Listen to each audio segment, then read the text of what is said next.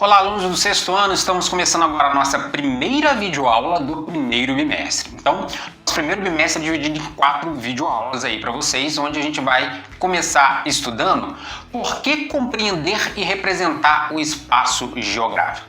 Então, o objetivo desse bimestre é a gente entender e compreender que as paisagens apresentam características diferentes e como as pessoas se localizam nos lugares, além de compreender as representações que o espaço geográfico tem através do mapa, aprendendo a origem, como os mapas são feitos e qual a importância dos mapas no nosso uso cotidiano. Para entender a geografia é a ciência que nos ajuda a melhor compreender os diferentes espaços que nós vivemos. Então, o espaço da escola, o bairro onde você mora, o município, o país, o continente, até o planeta todo, o nosso planeta Terra.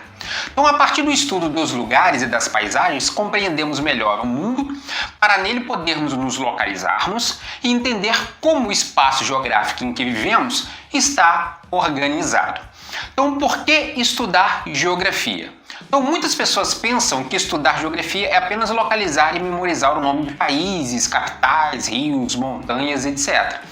Mas os estudos geográficos permitem, por exemplo, explicar por que, como e por que as paisagens se transformam e como essas transformações se relacionam com a vida das pessoas e com a natureza.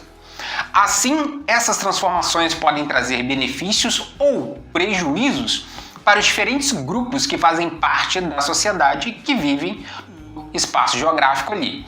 Além disso, podemos refletir e compreender por que há conflitos, guerras e desigualdades no mundo, entre outros problemas que afligem o mundo atual. Então, a geografia estuda desde aspectos que ocorrem no planeta Terra, como um todo, até aqueles que se referem ao país, município, bairro, casa ou até mesmo a sala de aula, sempre levando em conta que esses diversos espaços se relacionam. Então, o espaço da sala de aula se relaciona com o espaço da escola, que se relaciona com o espaço do bairro, que se relaciona com o espaço da cidade, e assim sucessivamente. Então, geografia é a ciência que estuda a relação entre o homem e o espaço, entre o ser humano, entre a humanidade, na sua relação com o planeta. E assim, ajuda-nos a compreender o funcionamento das sociedades e o funcionamento do planeta Terra como um todo. Então, por exemplo, aqui nessa tirinha eu mostro o menino chegando da escola, né? Hoje eu tive aula de geografia, foi muito legal. Aí aparece ali o responsável, então vou propor um desafio, vou colocar o dedo em cima de um país e você vai dizer qual é a capital dele e em que continente ele fica. Isso não é justo, não é isso que estudamos geografia, quer dizer, não é só isso. Então muitas pessoas ainda têm essa ideia que geografia é decoreba, é só decorar nome de país, cidade, rio, continente, etc. Geografia é muito mais, é para além disso, né? Nos ajuda a entender o mundo em que vivemos. Então, como estudamos geografia? Se a geografia é o estudo da relação entre o ser humano com o planeta, né, caracterizando aí o espaço que a geografia estuda, então falamos que ao estudar a geografia, analisamos o espaço geográfico, que resulta das ações dos seres humanos em interação com a natureza, constituído tanto por elementos naturais, como pelos elementos construídos pelo trabalho humano, além de normas, regras, leis, criadas nas relações entre as pessoas, empresas e governos que estabelecem entre si e com o espaço. Então o espaço ele é dinâmico, ele muda o tempo todo, porque os seres humanos e a natureza interagem a todo momento. Dessa forma, ao estudarmos o espaço geográfico, devemos levar em consideração que nossas ações interferem nos elementos naturais, assim como os elementos naturais interferem nas atividades humanas, podendo influenciar o traçado de uma estrada, a organização de uma cidade, as condições para plantio e colheita, as construções de moradia e etc. Então a geografia procura estudar os fenômenos a partir da descrição para explicar e compreender os fenômenos e auxiliar a entender como que esses fenômenos e quais são suas causas e consequências sobre o nosso modo de vida, sobre a relação entre as sociedades, entre os países e quais são as consequências sobre o planeta Terra como um todo. Agora a gente vai analisar os diferentes lugares. No dia a dia temos contato com diversos lugares, como por exemplo aqueles nos quais vivemos e nos relacionamos com as pessoas, como a nossa moradia, a escola, um clube, nosso bairro, etc. É no lugar que acontece o cotidiano das pessoas, é onde as pessoas desenvolvem as relações sociais e a vida de cada ser humano. Há muitos lugares no mundo e cada um deles é único. pois há diferentes maneiras como as pessoas se relacionam entre si e com a natureza, transformando as paisagens. Cada povo ou grupo social tem sua própria maneira de pensar, de falar, de trabalhar, de se alimentar, de se divertir, contribuindo para que cada lugar tenha uma identidade própria, portanto, cada lugar é único. Quando viajamos, assistimos a um programa de televisão, lemos um livro, acessamos a uma página da internet, conseguimos informações sobre lugares que podem estar próximos ou podem estar muito distantes. Outra forma de estar em contato com diferentes lugares é por meio de produtos que consumimos, pois muitas mercadorias são produzidas em lugares distantes, em diferentes países, passando por diversas etapas até chegar ao consumidor. Então, lugar a gente fala no sentido de ser um conceito. O que é isso? É uma palavra que ganha um significado bastante preciso, para explicar alguma coisa. Então a geografia usa diferentes conceitos. A palavra lugar para a geografia vai ter um significado diferente a palavra lugar em outro sentido, utilizando numa outra matéria, utilizando para uma outra pessoa. Então, na geografia, o lugar ganha esse sentido.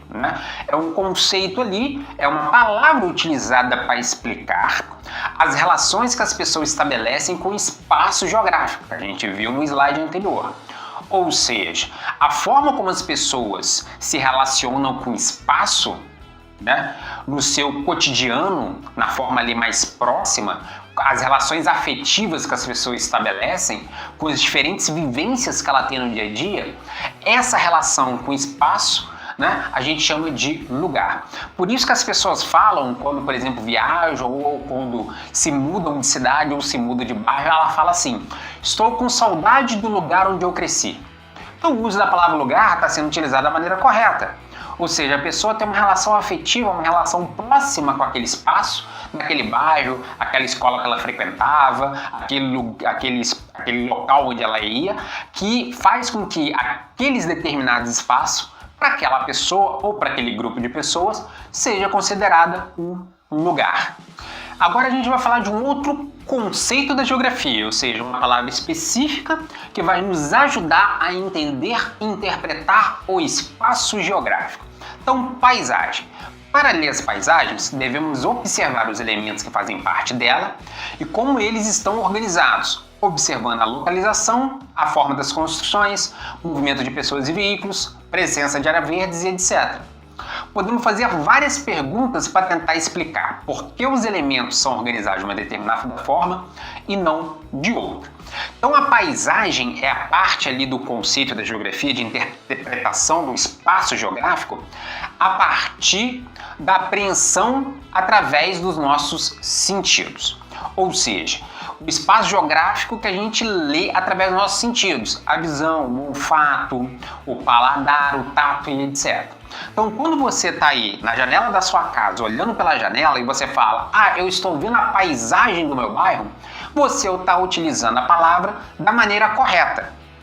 Mas lembre-se que a apreensão dos sentidos é que permite a gente ler e interpretar a paisagem. Então a paisagem é a apreensão dos fenômenos que acontecem sobre o espaço geográfico que podem ser apreendidos pelos sentidos do ser humano. É o contato que a gente tem mais próximo do que com o espaço geográfico ali nos rodeia. Então, ao analisar uma paisagem através da captura dos fenômenos que acontecem sobre a superfície terrestre, através dos nossos sentidos, também podemos ouvir os sons dos veículos, das pessoas, dos animais, sentir o cheiro que estão no ar, tocar os materiais utilizados nas construções, os elementos da natureza, entre outros.